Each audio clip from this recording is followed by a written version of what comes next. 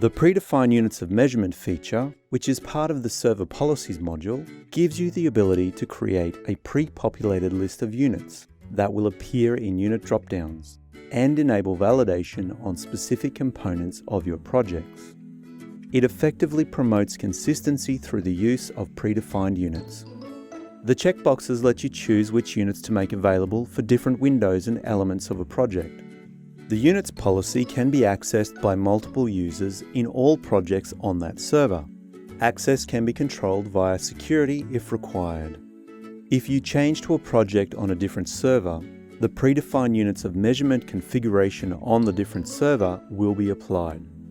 Here is where you can enable or disable the validation options on specific components of your project. Each unique unit that is not successfully validated will raise a project message, identifying when an area of the application doesn't follow the defined units policy. Project messages will show you one message per distinct unit.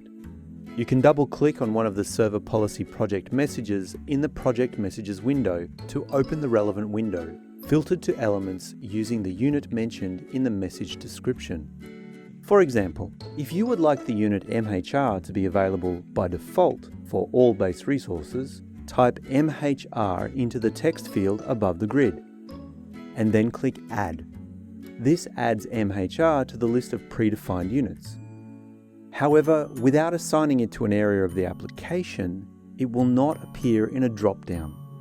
In this example, because we want it to only appear for base resources, we can check the box in the Base Resources column.